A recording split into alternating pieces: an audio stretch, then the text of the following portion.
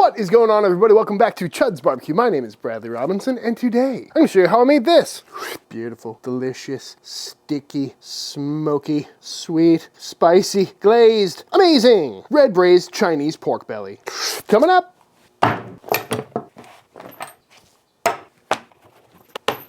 This is some pork belly. Pat it dry. And what I got here is some boneless skin-on pork belly, one of my favorite cuts to throw on the old barbecue pit. And you've seen me cook skin-on pork belly on this channel many a times, but every single time I've cooked it, I'm really aiming for that smoky, crispy skin, that crackling, that is super addicting, and probably one of the best bites in barbecue. But today we're gonna go for something a little bit differently, which is a Chinese dish called Hung Shao Rou, which means red braised pork. And it's a dish I've seen online many times over the years, and it looks absolutely fantastic. But instead of crispy skin, it's cooked down and braised, as the name may suggest, leading to an incredibly tender, sticky, gelatinous bite of pork. And I saw one video the other day where a guy cooked it so tender that he was able to cut through the skin with a pair of chopsticks. And I'm not sure if we're going to be able to do that today because this is my first time ever trying it. But I am certain that it's going to be really tasty. But I know super soft, kind of gelatinous skin may not be the most appealing thing to a lot of people, but I absolutely love it. It's super unctuous, very tasty stuff, and it should be a pretty easy cook. And to get started, we're going to take our pork belly and drop it into a pot, and we're going to cover that with some water, along with some ginger and some scallions. I'm also going to go in with a pinch of salt. Why not? And this step is not entirely necessary. What we're doing is blanching the pork, which is going to remove some impurities, add a little bit of flavor from the scallions and the ginger, start the cooking process, keep it firm during the cooking process, and render a little bit of fat. And this is something I rarely do when cooking meat, but it's pretty popular in a lot of Chinese dishes. It's easy to do, it's traditional, so we're going to see how it goes today, but you could probably skip this step if you're doing this at home. And the name of the game here is just to boil this for just a few minutes. You can see all the white foam kind of forming on top. That's all the impurities and scum coming to the surface, which should give us a cleaner, slightly tastier pork belly. So very quick and easy, but just boil this for maybe 3-4 minutes. So out it comes. And once this has cooled down and dried off a good amount, you can see looks pretty weird, nice and gray. But now we need to decide what shape we want to make these. And I was pretty close to making these burn end size, like a bunch of little tiny cubes, but a lot of the recipes I've seen online are chunks like that. And I think that's what we're gonna do today. So hopefully we can get some good slices at the end. But if this turns out well, we may have to do the burn end bit down the road. So I'm gonna go ahead and slice this probably into thirds. Pretty easy to do now that it's firmed up a little bit, but still looking pretty raw on the inside. Probably go ahead and square this end off while I'm here too. Lovely fat content in there. And then we'll just cut these in half. Beautiful. And at this stage, you could throw these right into the braise. You could saute them in the braising pan to brown them a little bit, then add the liquids, or you could do what I'm gonna do and throw these on the grill for a little bit to build up some color, add some charcoal and some smoke flavor, and get these bad boys seared off. So let's go ahead and fire up the grill.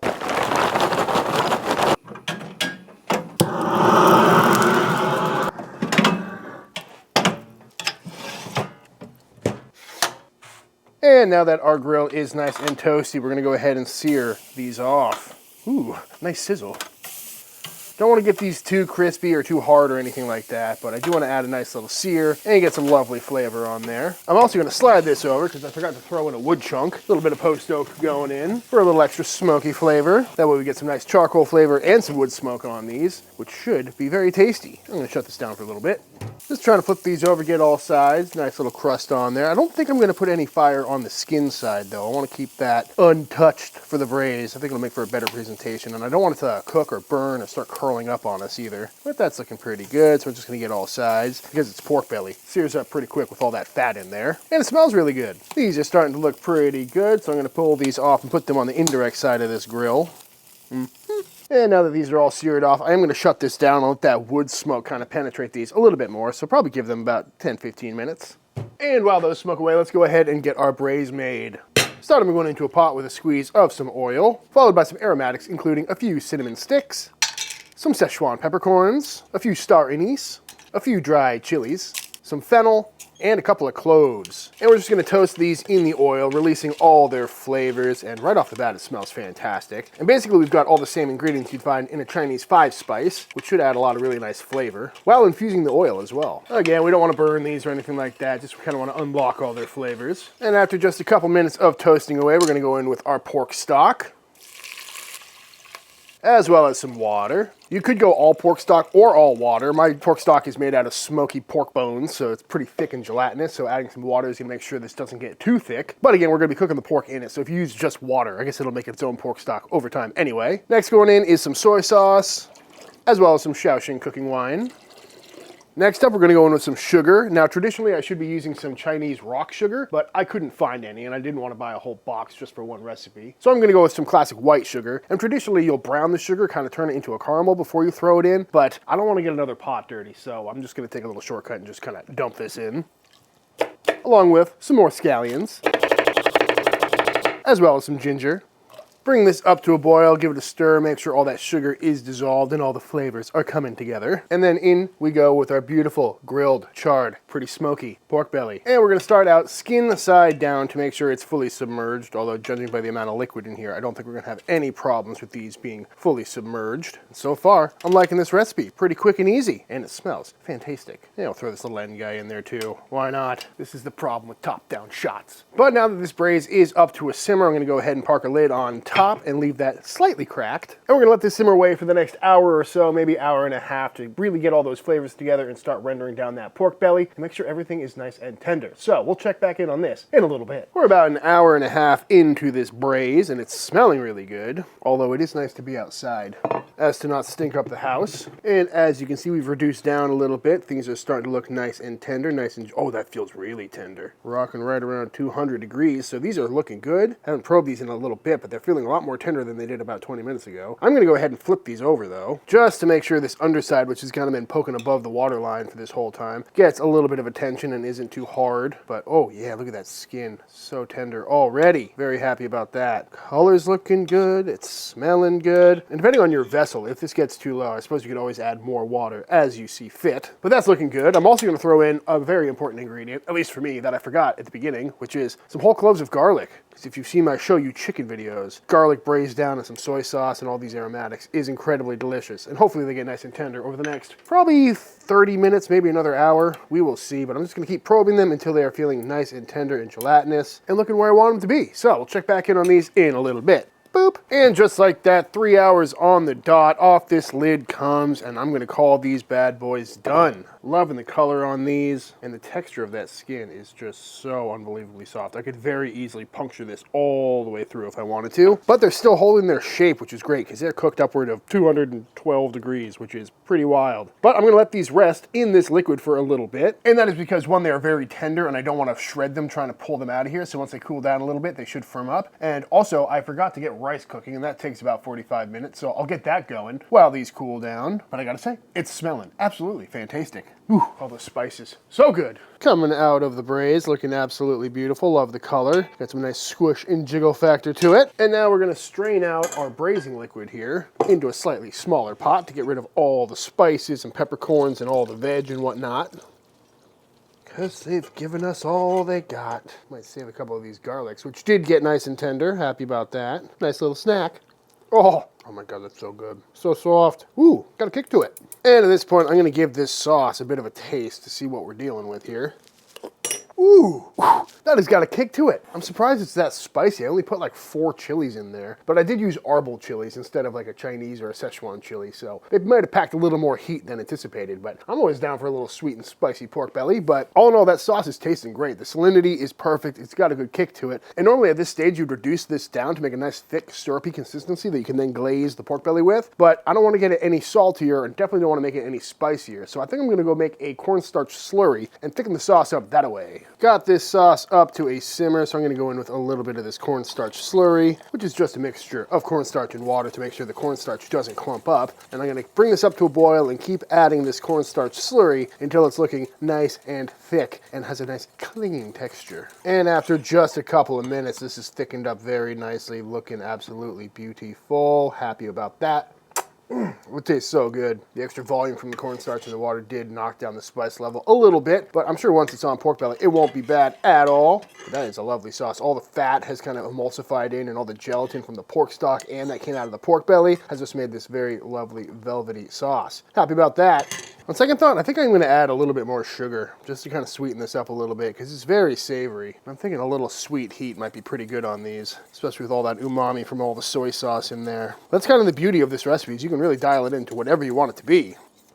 Probably just another tablespoon or so. Don't want it to be too sweet. And now that our sauce is thickened and tasting to our liking, all we gotta do now is paint these bad boys with a little bit of extra sauce, making them nice and sticky and glazed. And I was planning on just kind of submerging these in the sauce to warm them through and make sure they're thoroughly coated, but we ended up with less sauce than I was expecting. So that's why I'm using the old paintbrush here. But I think it should work out just perfectly. I mean, look at the shine on that. Oh, it looks so good. Don't be shy. Look at that jiggle. Gotta love it. And now to plate up, our mandatory boob of rice, followed by these super tender, gelatinous, nice and saucy, beautiful looking Chinese red braised pork belly little bites. Well, chunks anyway, but just the texture, the sauciness, the tenderness. I'm ready for it, folks. And then to finish these off, we'll go on with some sesame seeds, which stick just perfectly, as well as some green onions for a nice little pop of color, and probably some much needed freshness. And there it is, all plated up, folks. Pretty quick process, you know, 3 hours of braised, a little minimal prep work for some nice, juicy, sticky little pork belly burn-end looking things. Pretty excited about it, but we gotta slice one open and see how it looks. Looking nice and squishy, nice and soft, the way all pork belly should. Ooh, very sticky, kind of hard to cut. Look at the inside, it actually smells a lot like barbecue pork belly. It's so gelatinous, it's kind of hard to cut. Serrated knife would definitely not be the move here, but it's so sticky. But as you can see, I'm getting through that skin, no problem.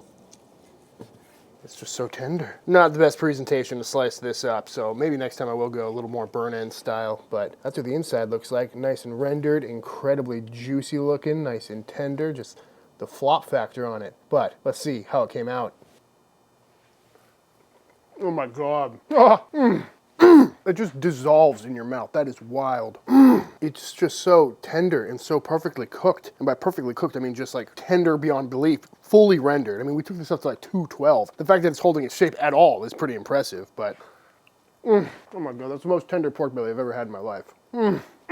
That is just absolutely ridiculous. I am picking up a little bit of smoke. Zero heat to it, by the way, even though I thought that sauce was pretty spicy. But that happens every time I try to make something spicy, or I think something's gonna be spicy. Never turns out that way. Probably because it's got all that rich pork belly cutting through everything. But we can always do a little extra paint job on a slice-by-slice basis. Oh yeah, that's a good bite right there. Oh, it's even better. That was a weak bell ring, but definitely worth it. A little more kick with the sauce that time. Dip, dip. Look how thick that sauce is. Gotta love that.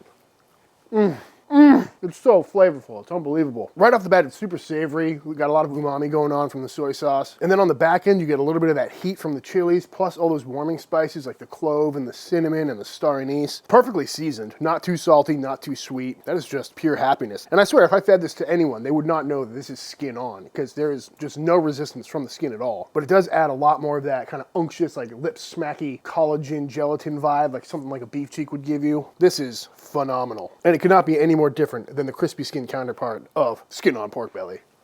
It's like the perfect burn end. It's candy, but savory. Oh, that's phenomenal. I didn't bring a fork, so we're gonna just fistful of rice this.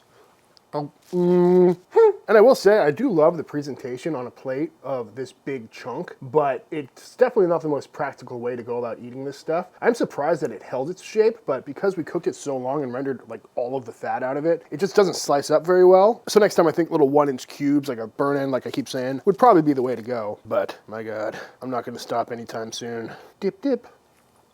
Brooke. Yeah. Would you like to try some Chinese braised pork belly? Yes. I don't know how much I can have of this. Yeah, it's definitely still pork belly. Yeah, I love pork belly though. As far as pork belly goes though, Oh. I mean, it's still pretty rich. But it was cooked so much that I feel like a lot of the fat got rendered out of it. So there's definitely none of that blubbery fat that you sometimes get. No, I mean, I pretty much only eat your pork belly exclusively. Stop. Because I don't trust anyone else's. This is really good. The sauce, I highly recommend a little extra sauce. It's glazed on the outside, but once you slice it up, there's only like a small portion of it that's on there. But it's nice and thick.